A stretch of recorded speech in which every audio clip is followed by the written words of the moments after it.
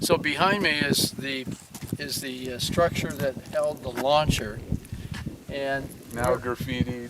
Yeah, now graffitied and everything. The launcher we've seen in pictures, but we don't have a launcher left here because they were all reused someplace.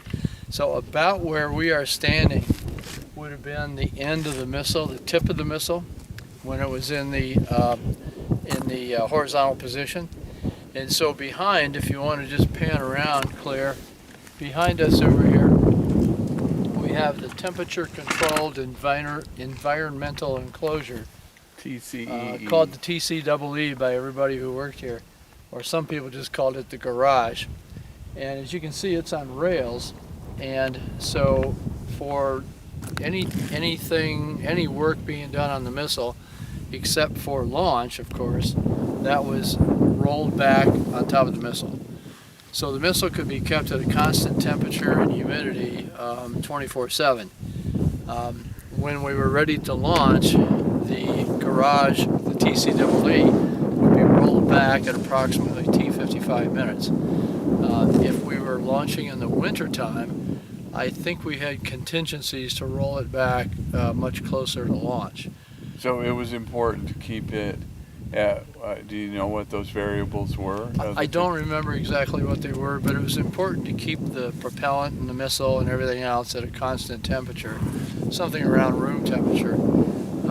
Obviously, propellant changes its behavior when the temperature changes, and we well know that from the Challenger disaster in 1986. So the TCEE, as I said, would roll back at about T-55, and at that point, the missile would be elevated into a launch position. The angle of the launch position, the elevation and the azimuth of that launch position would be precisely determined by all of the meteorological data that had been collected for now about 2 or 3 hours before the launch. And so all of that data from the meteorological balloons, the meteorological tower, and if you look right over here, there's a meteorological tower that's about 50 feet high, and it had anemometers at 2 levels, so they could check the wind speed right at the launcher. And then there was a 500-foot tower in the middle over here by pad 2, which is southeast of us here. You can see on the hill over here there's some blast shields left by the broken telephone poles and so forth. But the 500-foot tower fed anemometer information, wind information, every 50 feet up to 500 feet.